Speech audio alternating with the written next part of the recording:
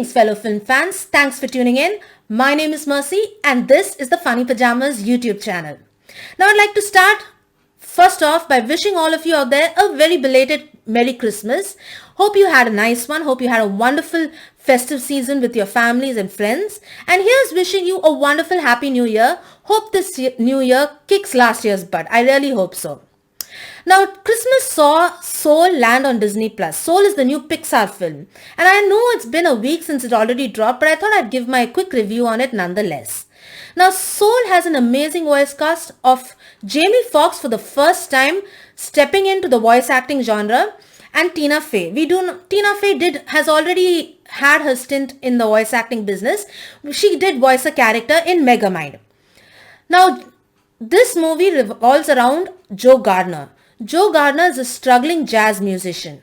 He's currently a temporary band music teacher in a local school, and his biggest dream is to make it big in the jazz scene. And so far he's been having a tough time of it. He's kind of middle-aged, so he's not reached his dream yet, and just as he lands the gig of his dreams, and he thinks he's about to take off and, achieve his goals and his ambitions and his dreams, he ends up falling down a manhole and dying.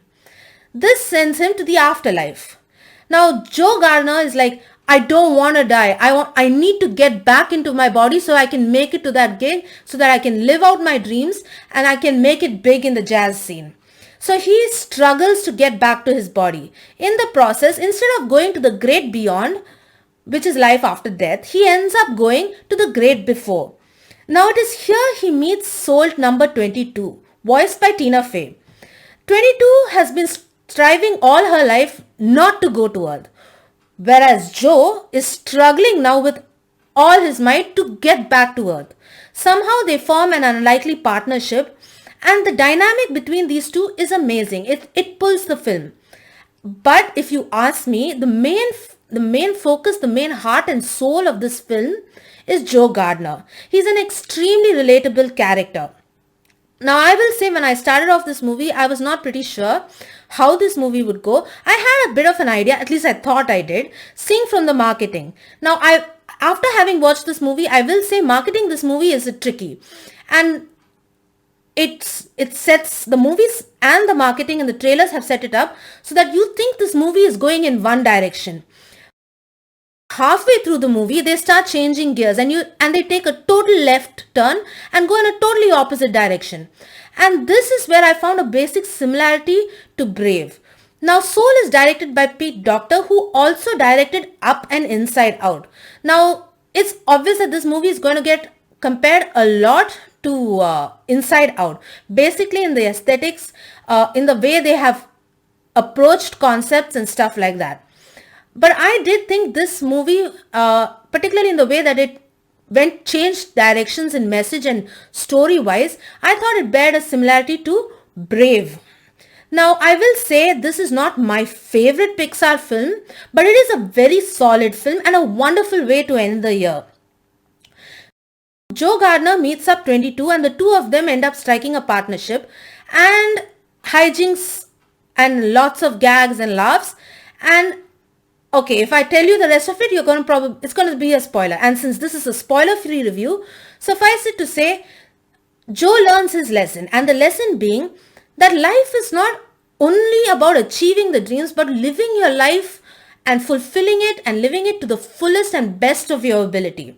He realizes he has missed life. So, the whole story is about living life, enjoying your life, living it to the fullest potential. Sure, there are passions and purposes in life, but in your goal to achieve them, don't be so focused on only that you forget the people around you, that you forget life around you. The main moral of this movie is happiness is not the achievement, not just the achievements you achieve, but the journey to achieving these achievements. So I felt that was pretty deep. Now, as you can see from the meaning and what I have given as a basic summary, this movie, sure, it is an animated film, but it is more geared towards adults. A lot of the themes in this movie are going to go totally over the head of your average kid. So this But at the same time, this movie has enough laughs, enough gags, and has enough fun in it to keep your child occupied and will not alienate the kids. So this is a perfect example of a family movie where both the kids and the adults will remain entertained. There's a bit for each of them. And that way I felt that it's good. That is something that Pixar excels at. And this is the base, and I really thought they did it well in this movie. Now this movie revolves a lot around jazz, and I will admit that I'm not the biggest fan of jazz, and I felt that going in when I saw the trailers itself, I had a feeling, I thought maybe I may feel a little alienated, I won't enjoy, but I will tell you that one of the best parts of this movie is the score. It has just the right amounts of jazz so that not to alienate the non-jazz fan, and light music and beautiful music, and I think Trent Reznor and Atticus Ross did an amazing job in this. They are, of course, Oscar award winners. And by the way, they have another movie where they have done the soundtrack and the score done called Mank. I personally haven't seen it. Will be watching it soon. So on the whole, I love this movie. It is one of the stronger Pixar movies. Not the best, not among the top five, my top five, but definitely a good one.